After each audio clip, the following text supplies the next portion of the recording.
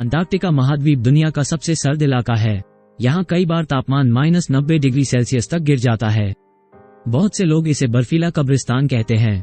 आबादी वाली दुनिया के दूसरे छोर पर स्थित ये महाद्वीप कई ऐसे लोगों की कब्र अपने आगोश में समेटे है जिनके आखिरी दीदार भी उनके परिजनों को नसीब नहीं हुए।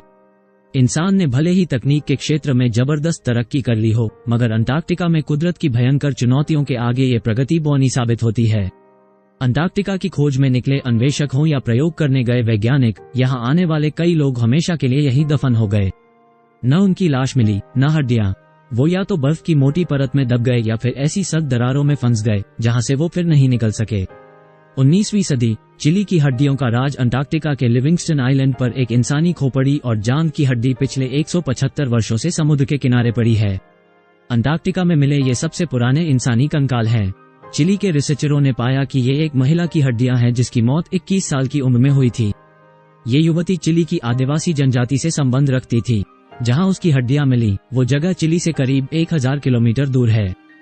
हड्डियों के विश्लेषण से पता चलता है कि उसकी मौत वर्ष 1819 से 1825 के बीच हुई होगी।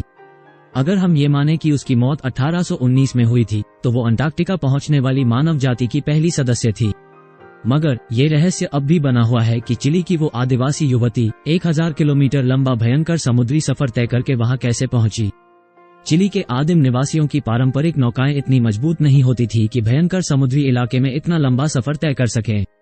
अंटार्कटिका मामलों के विशेषज्ञ माइकल पियर्सन कहते हैं, इस बात के कोई सबूत नहीं मिलते कि अंटार्कटिका के दक्षिणी शेटलैंड इलाके तक अमेरिकन इंडियन लोग जाते थे। आप पेड़ की छाल से बनी नाव से इतनी दूर नहीं जा सकते। चिली के रिसर्चरों ने शुरुआती आकलन ये किया था कि ये महिला उत्तरी गोलार्ध से सील का शिकार करने आने वाले जहाज के नाविकों को रास्ता दिखाने वाली रही होगी, क्योंकि अंटार्कटिका के उन द्वीपों की खोज 1819 में बरतानवी नाविक विलियम स्मिथ ने की थी। लेकिन उस दौर में महिलाओं के इतना लंबा समुद्री सफर करने की मिसाल नहीं मिलती। अंटार्कटिका के अनजान सफर की तो कतई नहीं। सील का शिकार करने वाले यूरोपीय नाविकों के चिली के आदिम निवासियों से करीबी संबंध थे। कभी कभार वो एक दूसरे से सील की खाल का लेन देन करते थे, मगर दोनों सभ्यताओं के बीच का ये लेन देन हमेशा दोस्ताना नहीं होता था।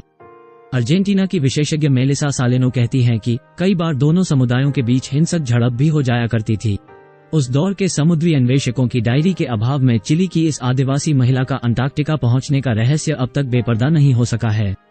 लेकिन इस महिला की हड्डियां अंटार्कटिका के बर्फीले महाद्वीप में इंसानी गतिविधियों की शुरुआत का सबूत है। वो इस बात का भी सबूत है कि अंटार्कटिका जैसे बेहद दुर्गम इलाके तक पहुंचना कभी भी जानलेवा साबित हो सकता है। अंटार्कटिका पहुंचने वाले कई अन्वेषक और वैज्ञानिक अकाल मौत के शिकार हुए। 29 मार्च 1912 रॉबर्ट स्कॉट का दक्षिणी ध्रुव पहुंचने का सफर। ब्रिटिश अन्वेषक रॉबर्ट स्कॉट की टीम 17 जनवरी 1912 को दक्षिणी ध्रुव पहुंची थी। वो दक्षिणी ध्रुव पहुंचने वाले पहले इंसान बनने की नीयत से रवाना हुए थे, मगर स्कॉट से पहले नॉर्वे के रोड एमंडसेन ने दक्षिणी ध्रुव पर विजय पताका फहरा दी थी। वहां से लौटते समय स्कॉट का जहाज एक बर्फीले तूफान में फंस गया।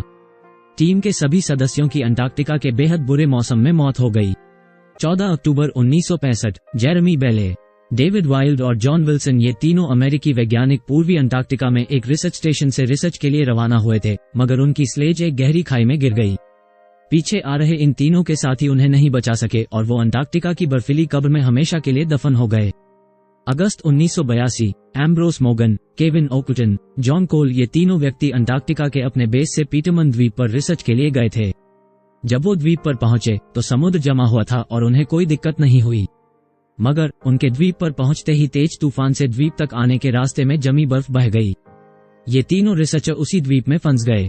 कुछ दिनों तक तो उनका खाना पीना और वायरलेस चलता रहा। फिर बैटरी चार्ज न होने से वायरलेस ने काम करना बंद कर दिया। खाना खत्म होने के बाद उन्होंने पेंगुइनों को मारकर खाना शुरू कर दिया, मगर इन्हीं पेंगुइन की बदबू ने इन लोगों को परेशान करना शुरू कर दिया। अंत में एक दिन समुद्र की सतह पर बर्फ देखकर ये तीनों वहां से अपने बेस कैंप की ओर निकले, मगर कभी मंजिल तक नहीं पहुंचे, न ही उनकी लाशें मिली।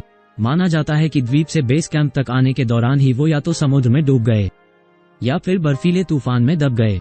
अंटार्कटिका में अपने साथियों या परिजनों को गंवाने वालों उनके कोई अवशेष नहीं मिलते। ऐसे लोगों की याद में कैम्ब्रिज स्थित स्कॉट पोलर रिसर्च इंस्टीट्यूट में एक स्मारक बनाया गया है। ये अधूरा स्मारक है क्योंकि इसका एक हिस्सा अर्जेंटीना के पास स्थित फाकलैंड द्वीप पर बनाया गया है। अंटार्कटिका जाने वाले कई रिसर्चर फाकलैंड से ही अपने पड़ाव की ओर रवाना होते हैं।